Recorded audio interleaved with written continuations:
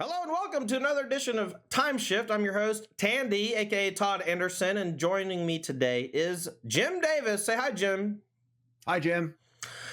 Jim and I go way back, longtime friends who played a lot on the SCG Tour and the Pro Tour. We had plenty of, I would say, Titanic matches, but maybe not one as Titanic as this one.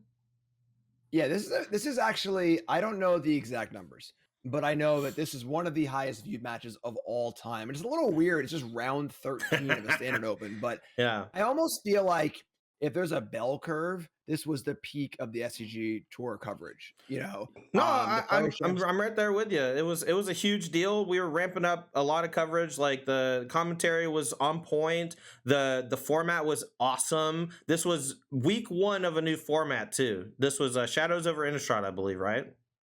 Yeah, back when people were actually interested in standard. So a new standard format was actually a really good thing. It was awesome. Yeah. Yeah, week one of Shadows in Innistrad standard. Yep. All right, so Jim, you're playing Bant Company in this event. So tell me about the deck building process. I believe Collect a Company was not new, but this version of Bant Company was new. What cards from Shadows really made it over the top? Yeah, so this deck was like the genesis of Team MGG. So remember back in the day, the old yellow jerseys, Team MGG, me, Kevin Jones, Dan and Andrew Jessup, and Pete Ingram. And we had been discussing the team for a month or two now, but hadn't rolled it out yet. This was the first event that we all worked together. We all went one day early, and we just jammed for like 13 hours in the hotel on the Friday leading up to the event. Yeah. And Kevin brought the shell of the Band Company deck. We all worked on it. We all had a hand in it. And it was really, really cool to see the result of that because I won't spoil the result of his match, but in the tournament, I won the event. And then Kevin came in 10th, Dan came in 11th, and they beat each other, and I beat one of them. Nice. So like a lot, even with team kills, 3 players in top 16 of a new format is like really, really awesome. His deck was super, super good, and it was extremely validating. You can see Kevin in the frame right now. Extremely validating to kind of put the hard work in, all work together on something, and have it really, really work out in our favor. It was really, really cool. So it was just super sweet. So our side of testing, we were actually getting super into team testing during this time too, is just for the SCG Tour. At the time, we had Michael Majors, Jerry Thompson, Tom Ross, Ross Merriam. I don't know if I said Michael Majors already. Myself, and then we would just all kind of congregate with folks at the Star City Games home store, and we'd proxy up new cards, new decks. We go to Jerry's house, we proxy up new cards and decks, and 2-3 times a week, and we just battle. And whenever the Shadows over Innistrad previews were happening, there were a couple cards that really stood out to me as like maybe home runs. And Jerry, one night, he just handed me a deck while I'm sitting at a table, and he's like, I think you'll like this. And it was what was essentially like a mono red madness deck that was playing Lava Axe. Or Lightning Axe. He knew I loved Lightning Axe and Fiery Temper. And so he handed me this deck, and I started going through it and seeing all these cool things like Avacyn's Judgment and things like that. And there was definitely something there, there was definitely something there. But over the course of the next few days, I started tweaking and working on it. We ended up splashing blue and for Thing in the Ice, because I thought Thing in the Ice would be a heater in that deck. And then Jay's French Prodigy was like, oh, we've been playing this a bunch, and it's obviously extremely good. We're playing a bunch of cheap instant sorceries. This deck looks cool. Well, at some point, Jerry kind of jokingly suggested Pyromancer's Goggles because we had all these 1-mana cards that dealt a bunch of damage, and I said, wouldn't that be fucked up? Wouldn't it just be really good? Like there's Tormenting Voice and all these other card draw effects that it could be sweet with. And like the turn you cast it, he already had 4 Nefalia Drownyard in the mono red version, right? With the lightning axes and stuff. And so I was like, oh, we can just ramp into Goggles on 4 easily while interacting with our opponent for the first 2 turns. And so that's kind of how the deck came about. What the most funny part to me, though, is that we often used existing cards like Draft Chaff, like bulk rares, to take the place of new cards, and we would just kind of call them the new cards, right, for playtesting so we didn't ruin stuff. And Fall of the Titans was a card I was using as a proxy for Avacyn's Judgment. And Avacyn's Judgment was like a madness, X spray damage spell, but Fall of the Titan with Pyromancer's Goggles just was 1,000 times better in every situation where it was supposed to be Avacyn's Judgment. And so that's kind of how the Izzet Goggles deck came to be. So That's sweet. Yeah, I that period also, aside from just coverage and stuff, like kind of the teams coming together, there were a lot of groups very focused on the SG tour. It was clearly important to a lot of people, and people were willing to put in a lot of work to it too, which is really, really cool to see. It was always kind of fun. You'd roll up to the event with your squad. It was like, all right, what's Todd and the boys doing over there? What are they working on? Let's keep an eye on their decks. Let's see what Lotus Box or whoever the hell it was, what are they doing? And that's just really cool. It's a really fun element to have. And then if you're a newer player who's not necessarily affiliated with the teams, it's a little bit of like, what are they doing? What are they doing? What can I do to beat them? So really, really sweet, really good stuff. So I was the only person on our team that ended up playing Izzet Control. As a consensus, as a group, everyone came to the conclusion that this Black White Eldrazi kind of mid-range deck was the best in the room. And if you can see back here, this is Eric email Heimel. I forget how to pronounce his last name. He was actually playing that deck, and I played against him earlier in the Swiss, and he kicked my ass, and I was kind of salty about it. And then I played against Brad, and Brad actually conceded to me because we were just like trying to get as many people into the Players Championship as possible, and he had won the Players Championship the year before, so he was auto locked. And so as a team, we went in like, Brad, you're conceding to all teammates. Is that cool with you? And he said, yeah. And when it came down to it, like that was just like an incredibly selfless move to like further the goals of our team, which we colloquially called Team Fatal Effects. And it was just this inside joke that Brad came up, or that Tom Ross came up with. He always had that in like the back of his mind as like that's the name of the team he wanted to come up with. But everyone shit on it. But then me and Tom just kept calling it Team Fatal Effects until it eventually broke up. See, all we needed was really bright, loud jerseys. That's all you needed. The one missing piece. Metagame Gurus. That one just flows right off the tongue. I like it. So, all right. So is this before Team Metagame Gurus is official though? This is like y'all are about to become Team Metagame Gurus, but y'all still play test and stuff together.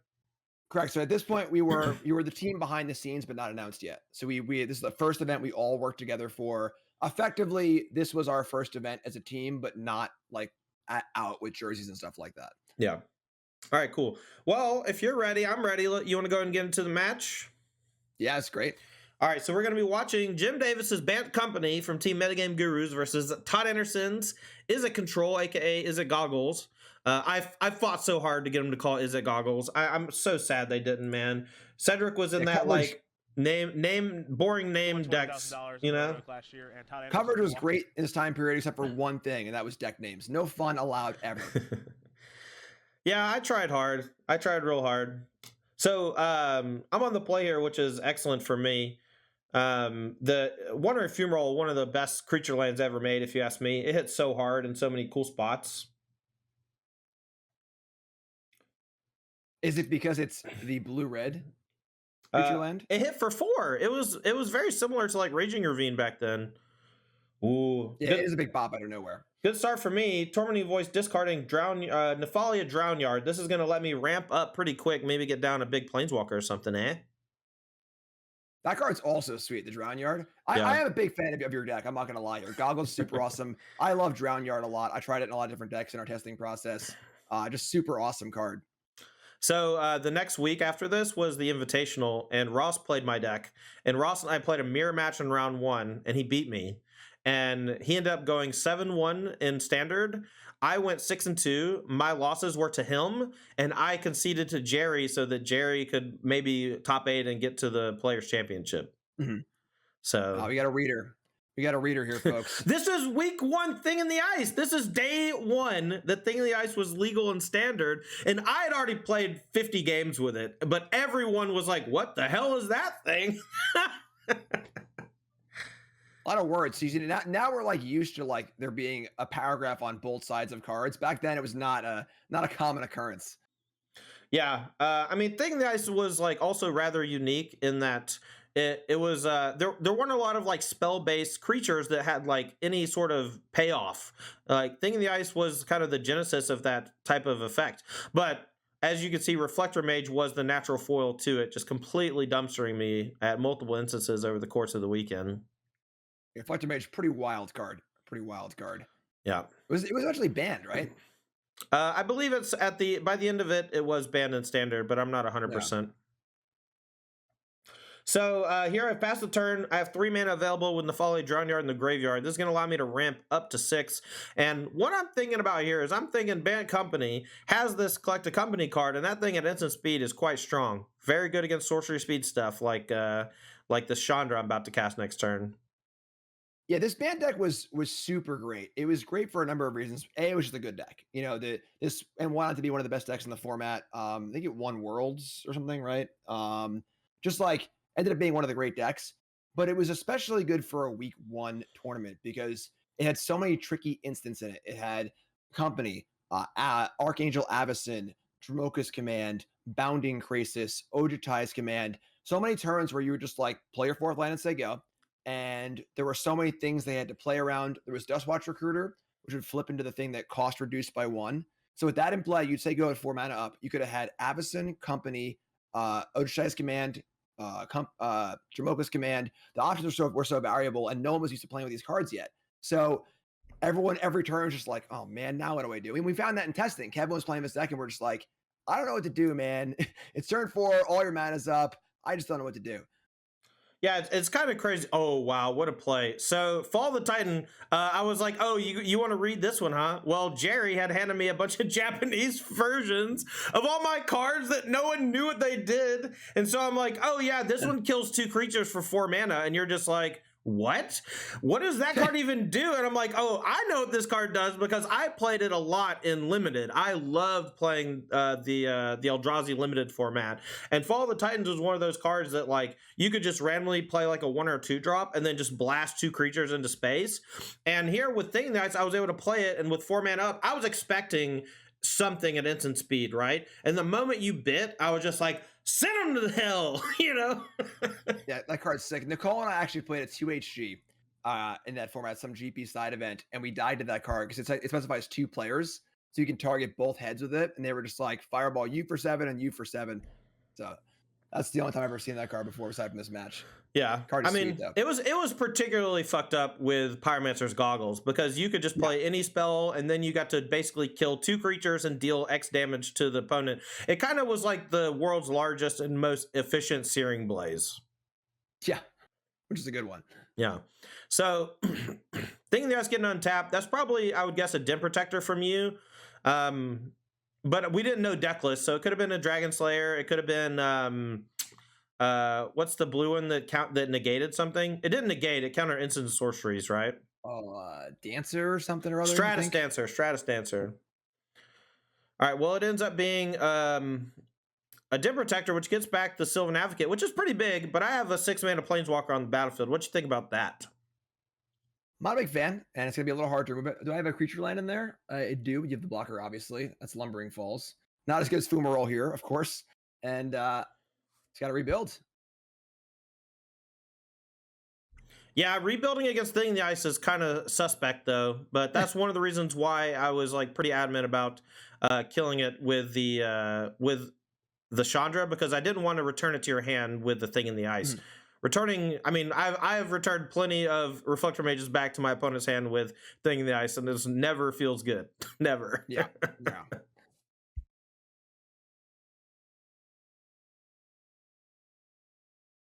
What was the plus ability of Chandra? It made 2/3/1s, right? Yeah, it makes 2/3/1s. There's also zero ability where you wheel your hand and draw that many +1. So you gained an extra card, and you got to turn, trash can cards from your hand into real spells. I cast this Tormenting Voice here. I'm not so sure I should have. I might have just wheeled, but I think I might wheel anyway.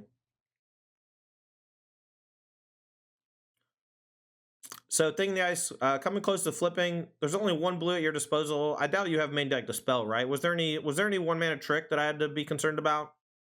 I don't think so.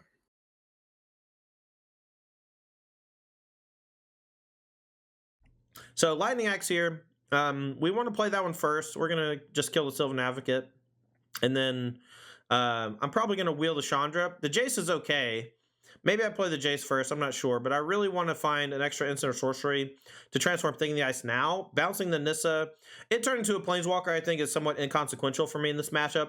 I win the card advantage race pretty easily usually. All right, well, we're gonna draw 2. Let's see if we get it. Oh, we drew Wait, Goggles. That was a heater. that's a Goggles.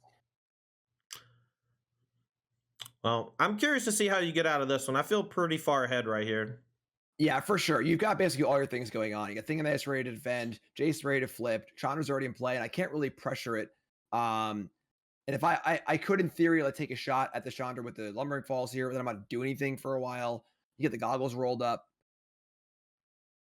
Yeah, now this is also, I want to be clear, this is pre-sideboard, and the Bant Company deck did a great job after sideboard of removing some of the weaker cards in matchups and boarding in like negates and dispels. And alongside Dim Protector, you were able to sometimes just assemble these like walls of counter spells that decks like mine couldn't really deal with. One of the reasons why I played my deck is because control is usually underrepresented in week 1 because the answers are often situational, and you have to figure out, sometimes at your own detriment, that your cards aren't good enough to keep up with the threats that other people are playing. And because of that, I thought, well, I can get away with playing a 5-mana artifact and a 6-mana planeswalker. Yeah, and then because of how the Band Company deck is structured with all the instants anyway, the counter spells are even better than they would be in like a mid-range deck too. So they play really, really well into the deck. So here, I actually let the Chandra die instead of chump blocking with a Jace French Prodigy. My thinking here is the Jace VP actually just guarantees that I am transforming Thing in the Ice. If you had a Reflector Mage, you probably would have played it already. And with Goggles in hand, I can actually go like a Goggles plus maybe kill you if I get lucky. So pretty excited about the next few turns here. Pretty good draw to it with the voice with the Goggles as well. So a lot of cards coming for you. Yep. Oh, so I like that card. Jawari in Ruin Diver is in my hand. I just drew. This is a card that we thought would be a pretty cool tempo play for the deck. Being able to play it plus like a Fire Impulse on the 4th turn to just like kill a creature and draw a card was so sick. And See, I'm a fan here. I love all these Izzet cards too. Like when I first saw that card, I was like, that card's awesome. It hasn't seen too much play, unfortunately, but it is a super, super cool card. I don't remember a conversation at the table, but if I wouldn't be surprised if you had said multiple times something to the effect of "I am jealous of your deck." Yeah, for sure. All right, so full power Goggles going. We're going to transform Thing in the Ice. Tormenting Voices on the stack. We're going to draw 4 cards and bounce your side of the battlefield. And I have a Jace French Prodigy active on the back side. Yeah, this game's definitely gone your way in a lot of different ways. Jace is big enough where I can't really touch it. You have a huge creature, and then the bad deck is good, but not necessarily great as far as like comeback potential goes. Yeah. So this one's not looking too good for me. Funny story. So right now, if you can see, I actually drew a Kozilek's Return. I had so many people ask me about why Kozilek's Return was in my deck when it doesn't work with Goggles, or people asking me if it worked with Goggles, and my answer was always like, no, it doesn't work with Goggles. But I needed a sweeper. I wanted it to be instant speed. Radiant Flames wasn't good enough. Like I had to like go this and this and this like to explain it every time, to the point where I'm pretty sure the next week I didn't even play it in my main deck. I was just like, I got tired of answering the question.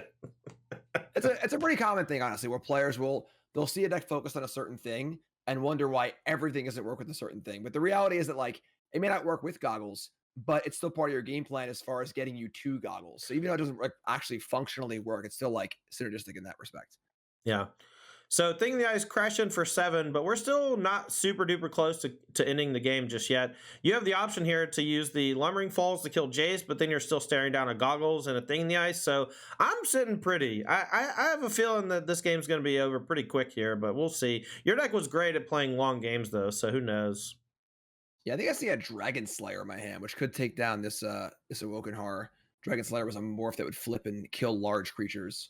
Yeah, Hidden Dragon Slayer, just part of that Megamorph package that came out of Dragons of Tarkir, where you would, sometimes just have a disguised creature. Your opponent would think it was like a Dim Protector, and then you're like, oh, pop it up and kill your thing. Or they wouldn't, it would just often be a bait for a counterspell too.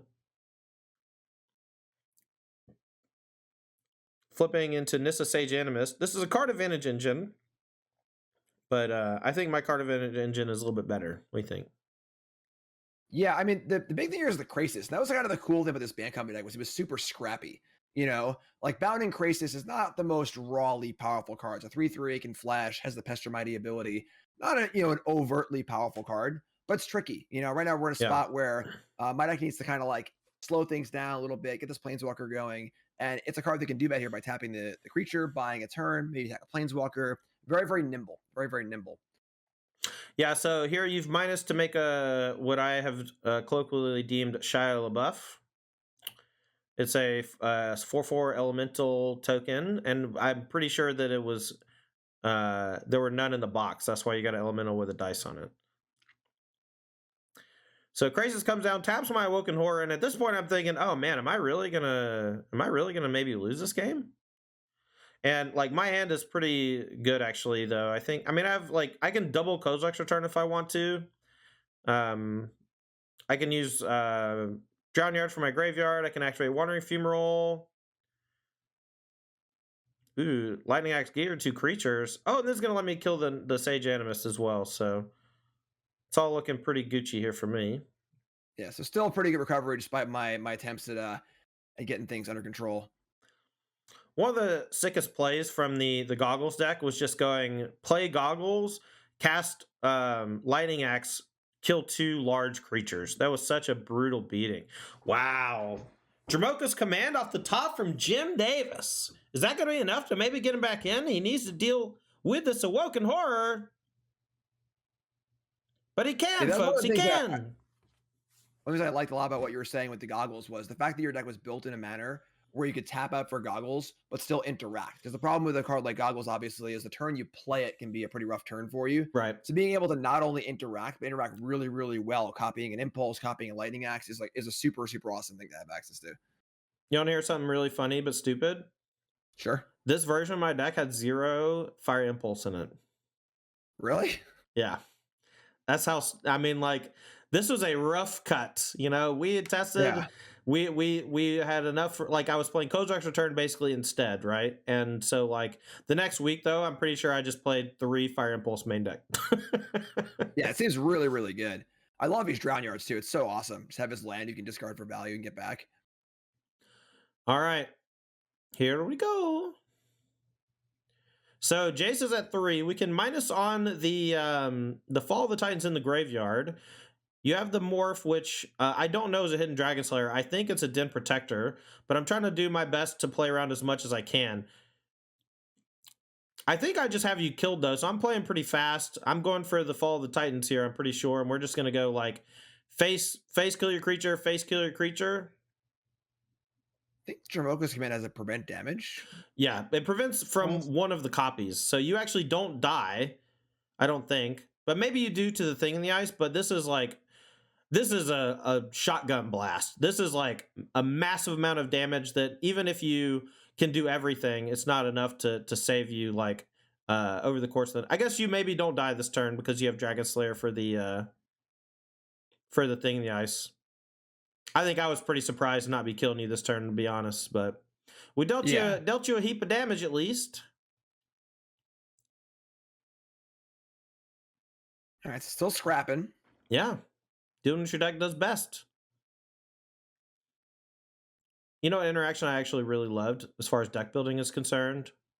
I love that Thing in the Ice checks Lumbering Falls. Lumbering Falls was so hard to check, but they just gave a couple of creatures randomly like an extra point of toughness that, you know, Lumbering Falls, for example, was a 1/3 or 1/4. If it was a 1/3, it would have sucked. But maybe like if it cost 3 mana to activate, it would have been nuts, but still would have been I don't know. I'm just saying, like, I liked how they had like little things that helped your creatures like interact better in combat.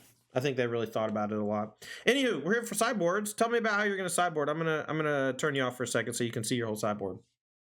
What you think? Yeah. Oh, sure. Yeah. I mean, as you were saying in the previous game, you know, the negates are huge here. Having a way to actually interact with your stuff before it comes down. You know, Goggles is really, really cool, and the fact that you can play it, activate it, and kill stuff immediately is great.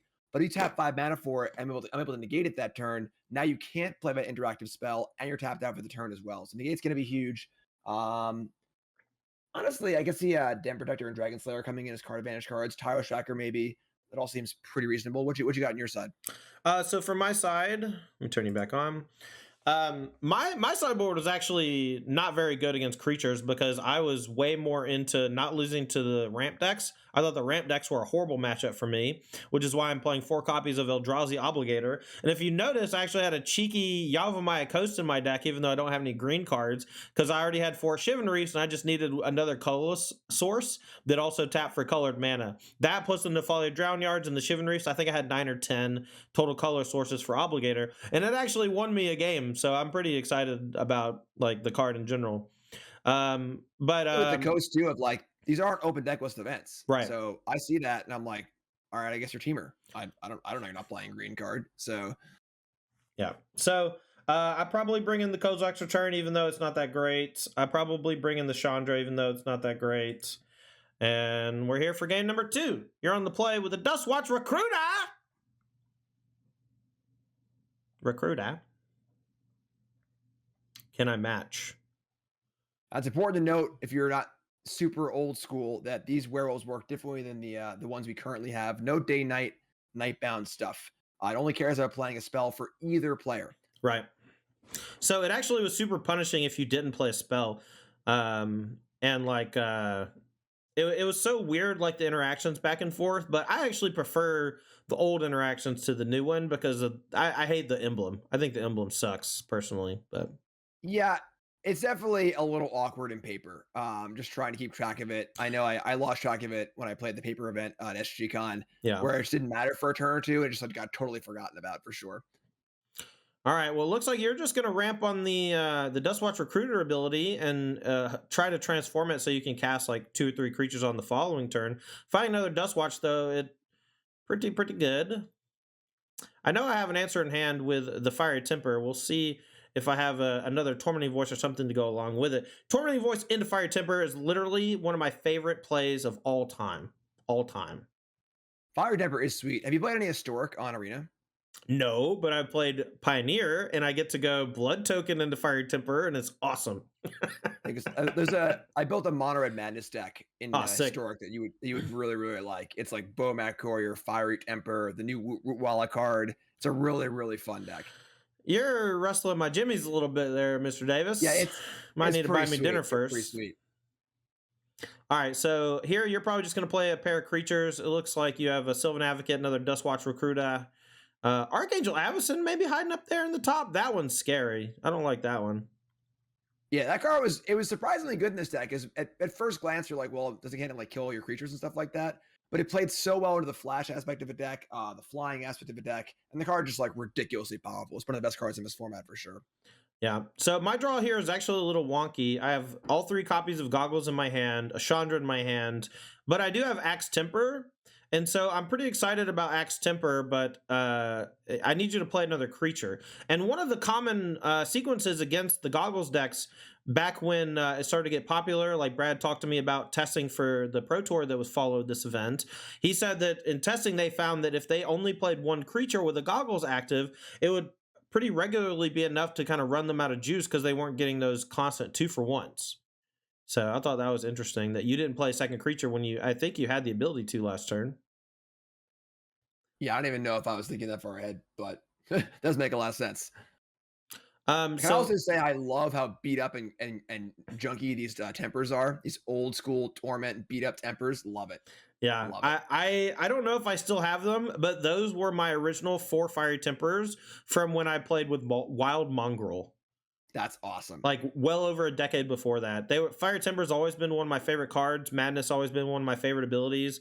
I loved playing Careful Study into Bastion Rootwalla, and Frog in a Blender was a deck that I triple queued with in 8-mans on Magic Online for a long time, trying to get points and stuff. That's a phrase only a boomer would understand. I use the triple Q with Frog in a Blender. Yeah.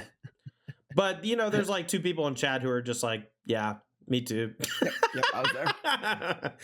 All right, Pyromancer's Goggles sticking. This is pretty good, but my hand is garbage. It's Chandra and then 2 more Goggles, I think, and that's it.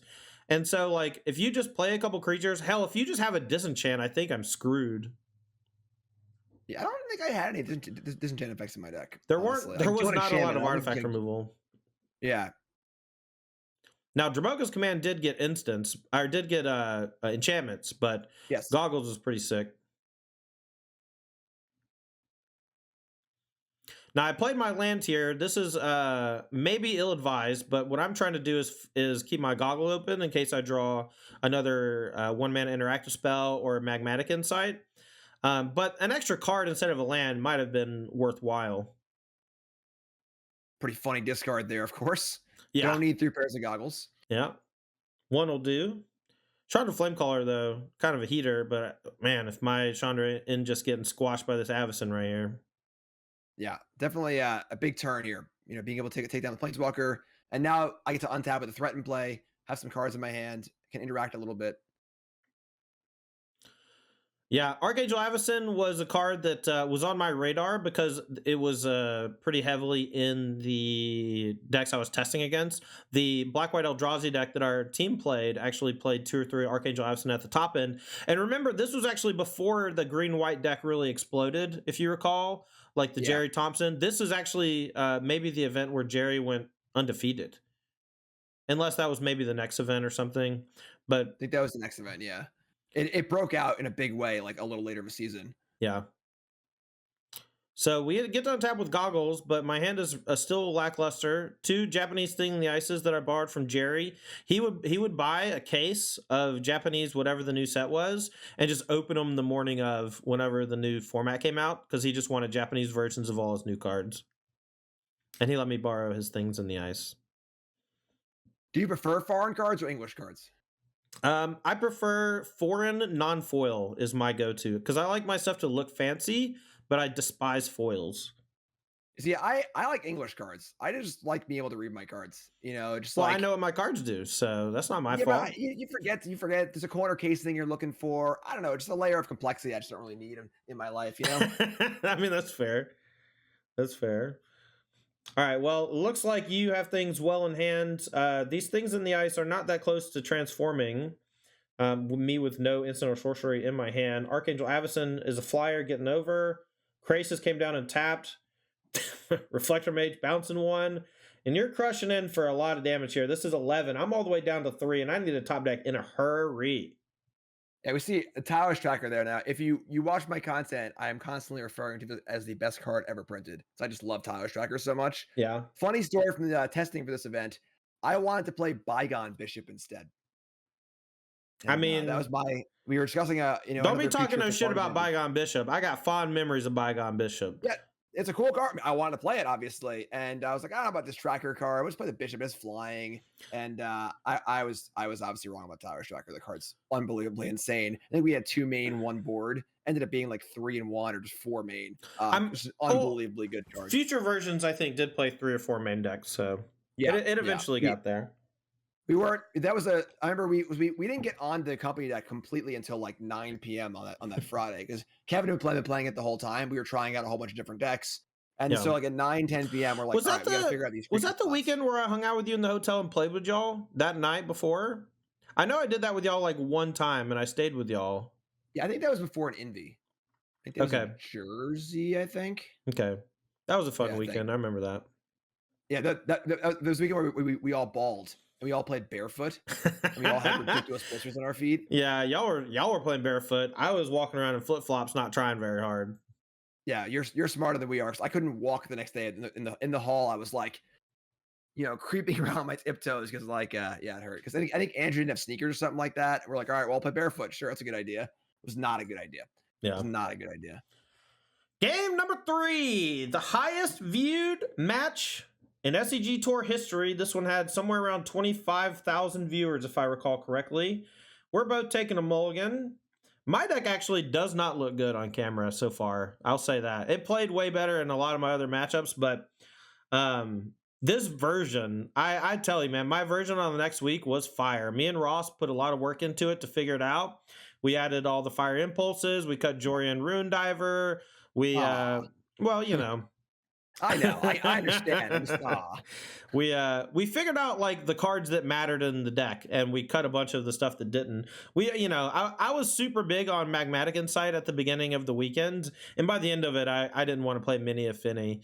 And I remember it was okay, right? Like you would play it with Drown Yard Temple on one, it'd be great. And if you drew it late with a goggles, but your deck just didn't give me time to operate. You were just putting so much pressure on me from so many angles.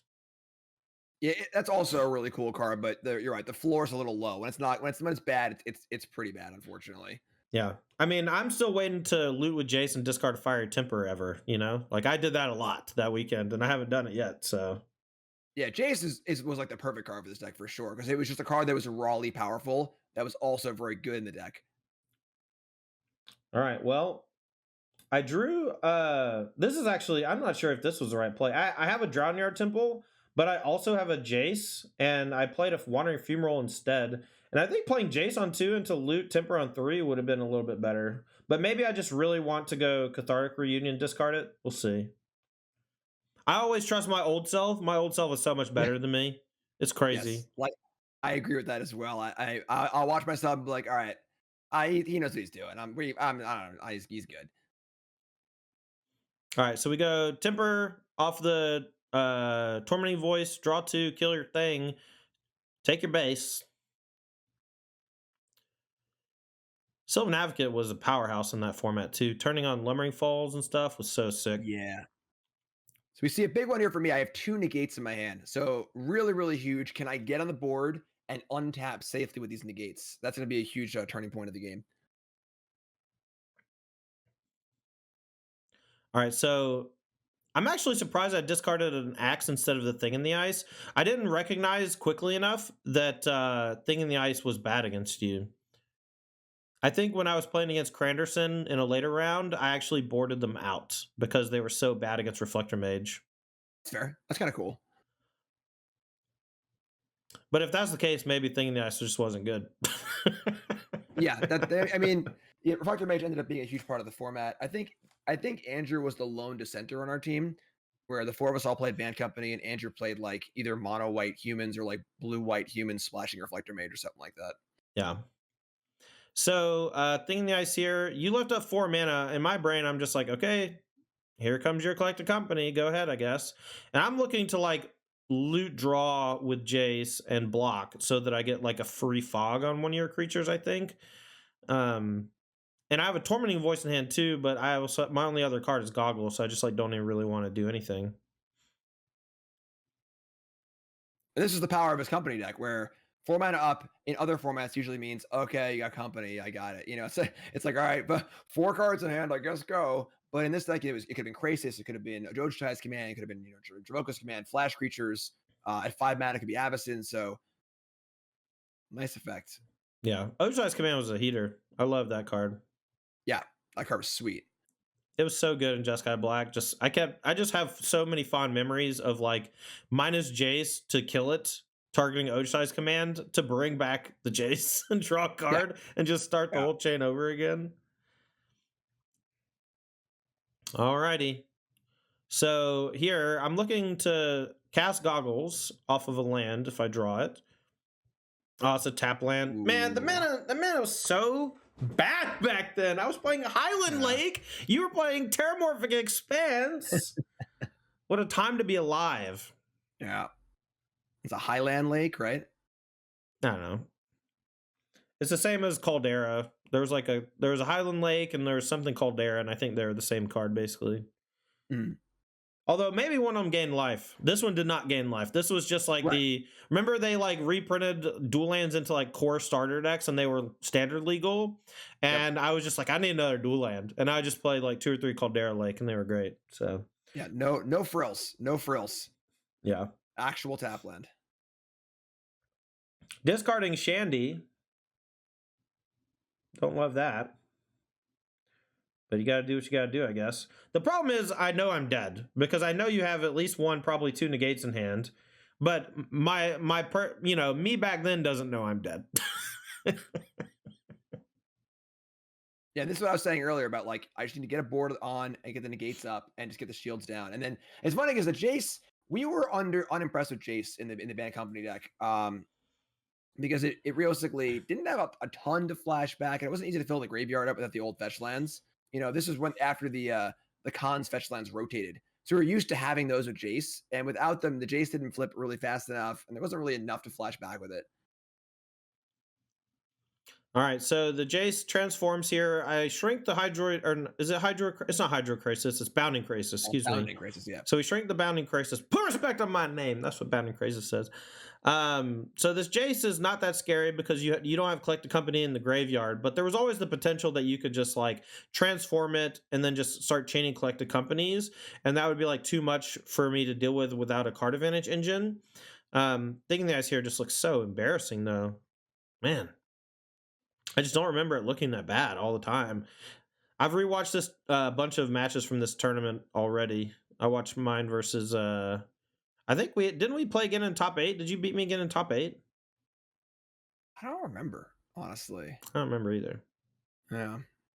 Anyway, so Goggles huge down. spot here, of course. This negate super clutch. If you resolve that, the Goggles, or the game's over. I think you would have cast a double Tormenting Voice, and of course already have the Thing in the Ice and the Jason play too. So negate coming in absolute clutch there.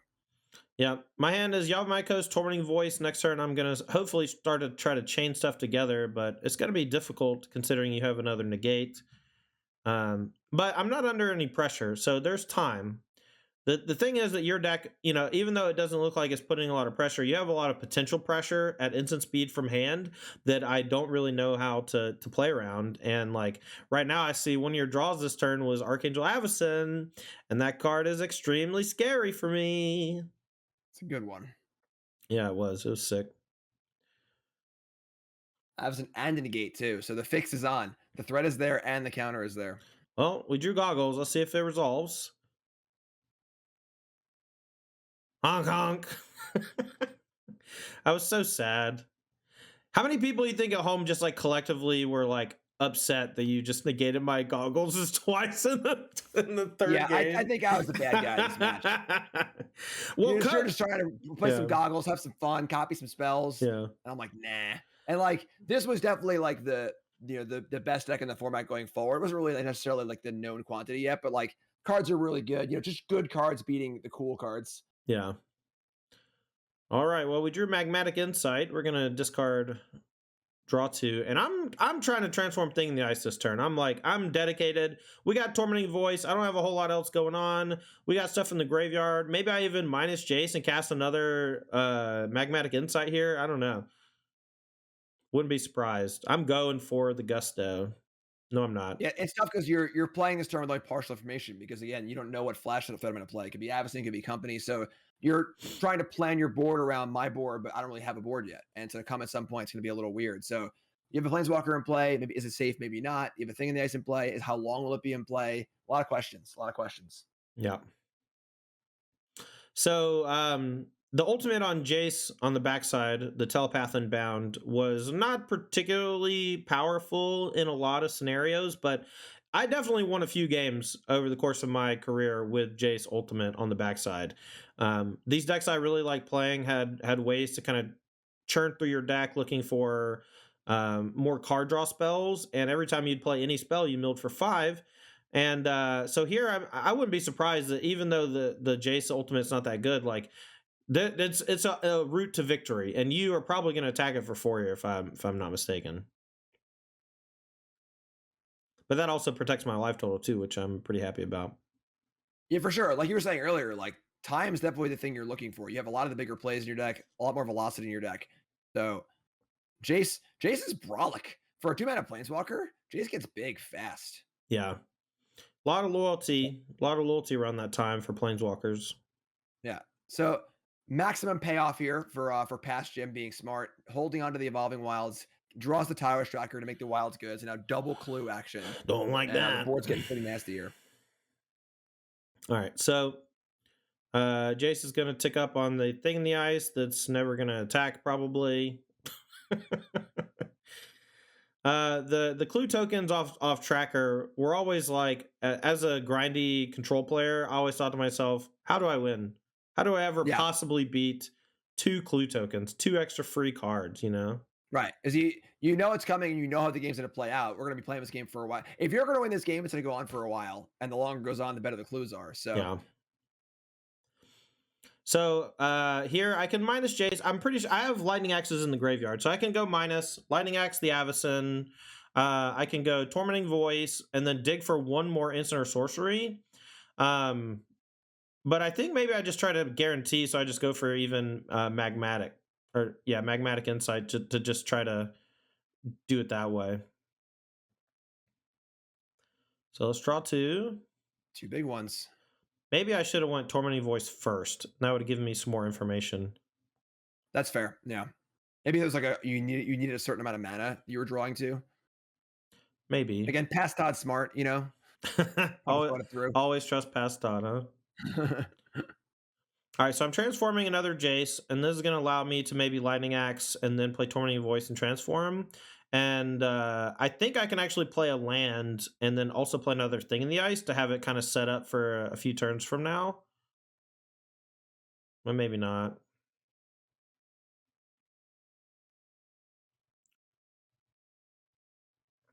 Oh, I discarded my untapped land, so I actually couldn't. So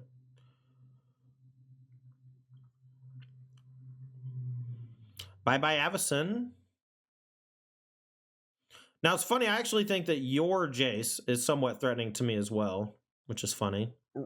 Right, because the ultimate on my side is definitely I think you can't interact with if the game goes long. One thing that I maybe didn't think too hard about was the Bounding Crisis. If I transformed Thing in the Ice, you could just replay it immediately, tap my Thing in the Ice, and then attack and kill my Jace.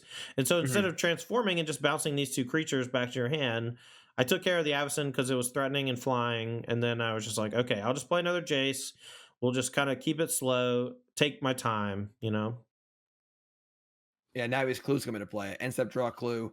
Have another clue available as well. A lot of mana available too. And Tracker is such a cool card because it's just like so self-perpetuating. You draw more cards, so you draw more lands, so you make more clues, and you just the velocity it produces all by itself is so awesome.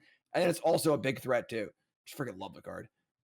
Yeah, me too. How played is Tower Striker in Pioneer right now?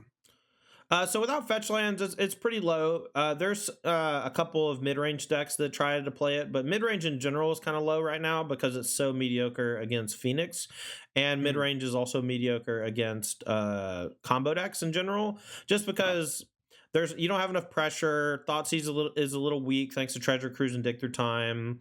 There's a lot of factors that make it so, but not seeing as much play as it should. I'm looking for a Tower Striker format. I miss playing Tower Striker. Well, if they ever ban some of the big draw spells, Thoughtseize and Tower Striker will both probably come back in a big way. All right, anticipates the draw. I can loot and transform Jace. This morph is kind of scary, though. Do you know what it was?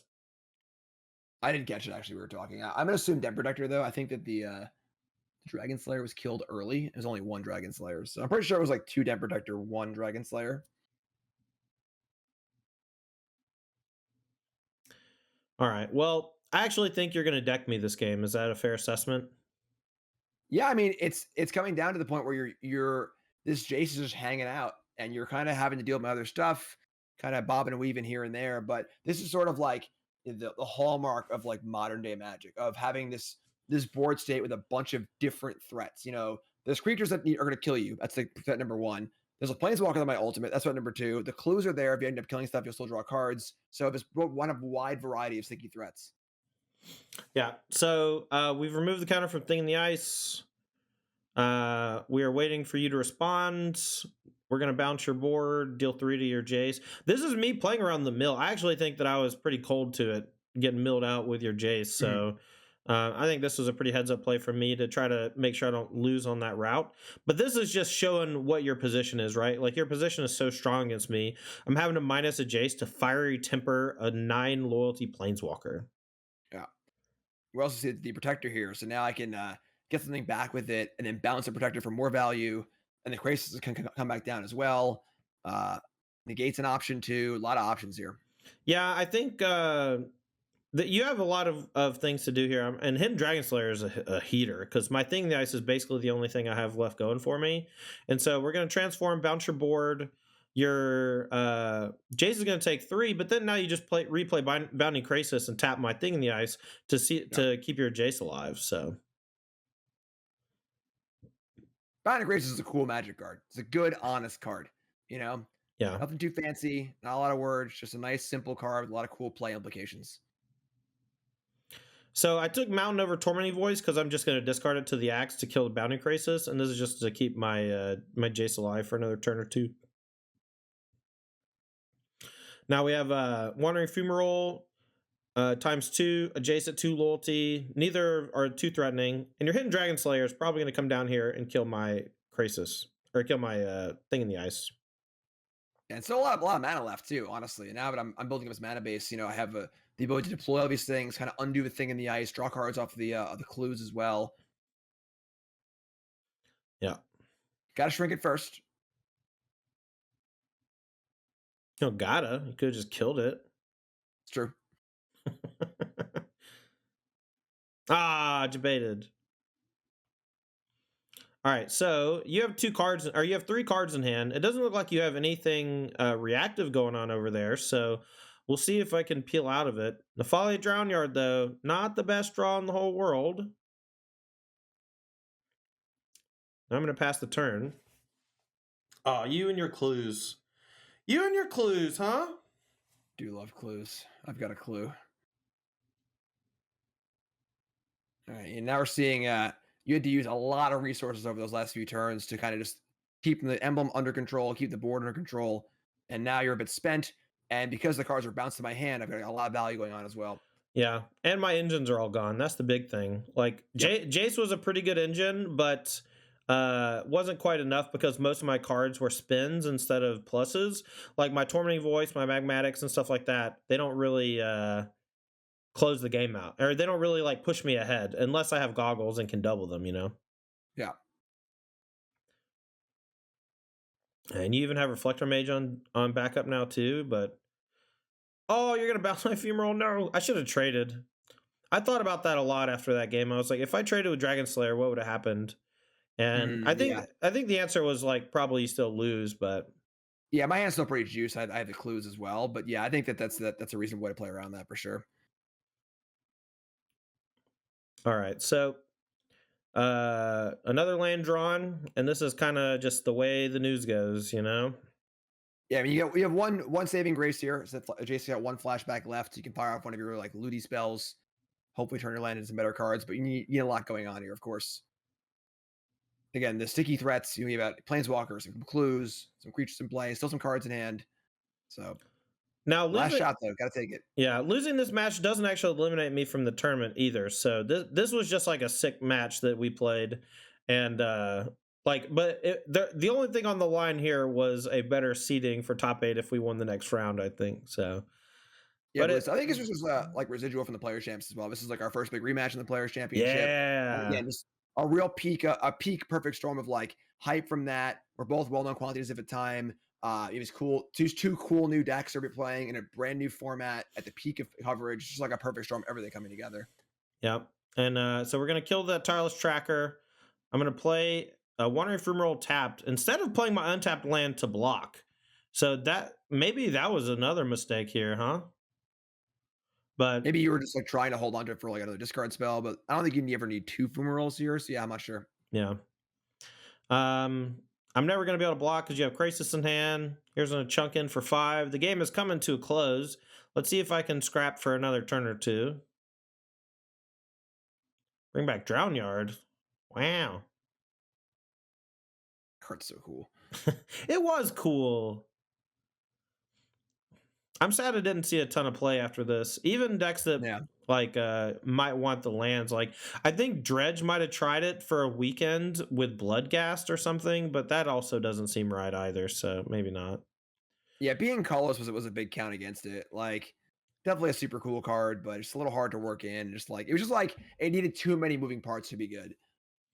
Yeah. All right, so Collected Company here, another card I can't ever beat. Just the first company in the match. It was the first company in the match. I that actually shows I think how weak I was to the matchup because this is the first time you cast it in 3 games, and it just instantly solidified the game. Like I just can't possibly win anymore. It was a pretty good one. Yeah, I'm surprised you didn't play Archangel Avacyn too. I guess maybe you were afraid of Fall of the Titan, killing Archangel Avacyn and something else. Yeah, I think that I know. Like Avison did have potential to kill some of your stuff, so I think I was definitely wary of that. But I mean, I'm not sure exactly what I was thinking. And that's a GG, boys. GG, Jim. All right, folks, you just watched the most highest viewed, or I don't know if it's highest viewed, the most Twitch viewed match of Magic from the SCG Tour of all time. Me, Todd Anderson, aka Tandy, versus Jim Davis. How do you feel about winning that match? Felt good. And then that tournament, I think, if you had to ask, like looking back on your career, like what deck was the best deck you ever played, it was this one. Like it felt like I was playing modern, everyone else was playing standard. The deck just felt so unbelievably good, both on raw power level and on just like playability. There was so much play to it. It was very hard to play against. All the cards were just so good.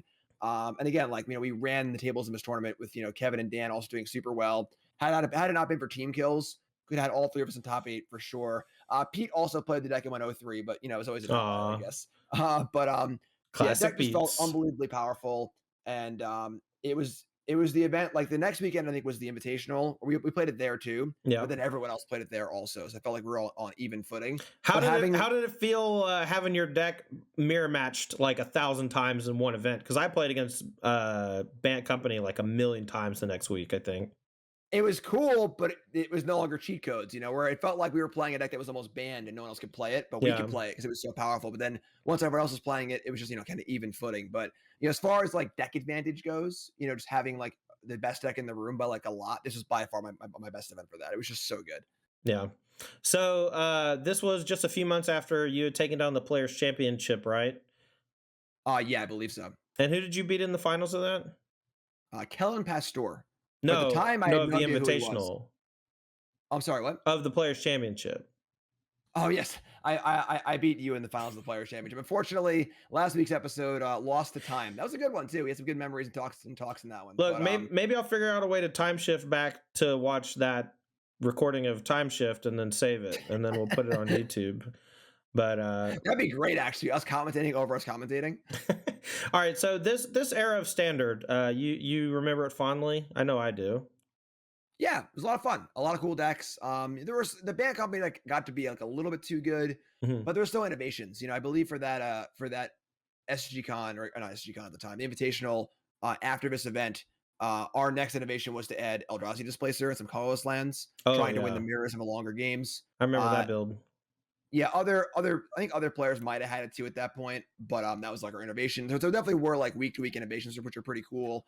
It was fun. I mean, honestly, it sucks because I love Standard.